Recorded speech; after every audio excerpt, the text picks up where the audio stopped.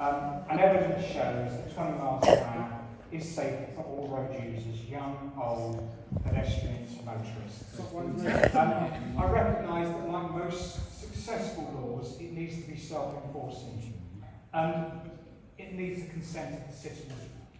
Again, Matique would come out. The citizenry, it needs the consent of the citizens to work. And that's why it's sensible to bring it in where there is general agreement. I do apologise.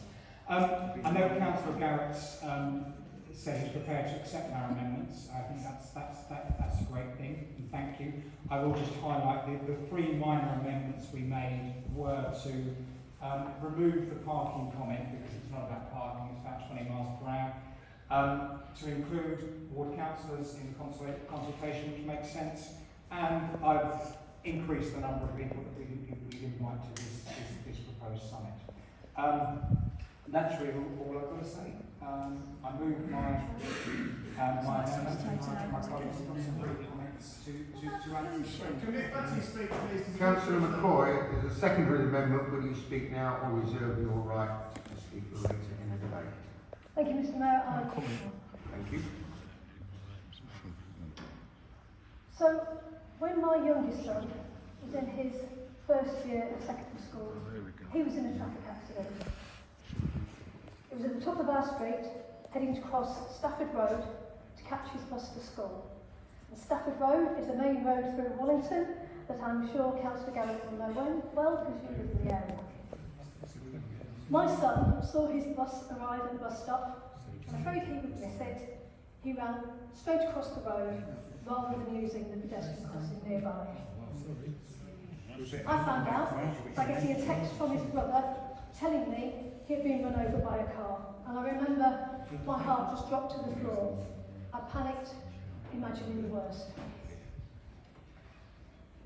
And because I had only left the house 5 minutes, I knew he was nearby, so I rushed out of the house, and I've never been so relieved to see my youngest limping down the street, supported by his older brother.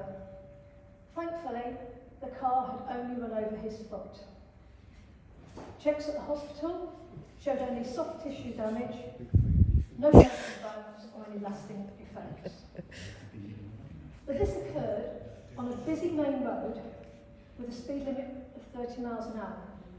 And the only reason that my son was not more badly injured was because the cars were slowing down as the traffic lights at the junction with Sandy Lane South were on red. Now, on any normal day, this junction regularly sees vehicles fly through at 30 miles an hour or more.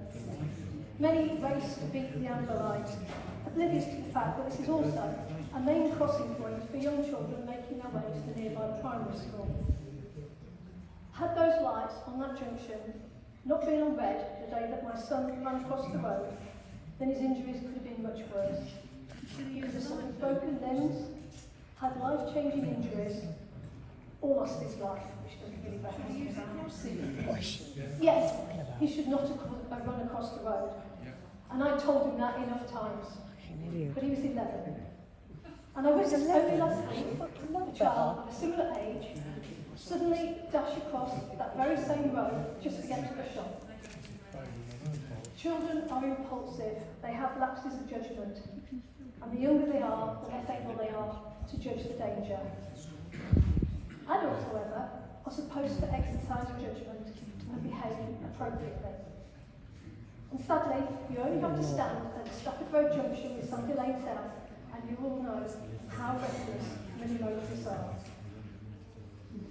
And having been through this experience, what stands out most for me in this motion is the concern about the inconvenience to the motorist of having a slightly longer journey time.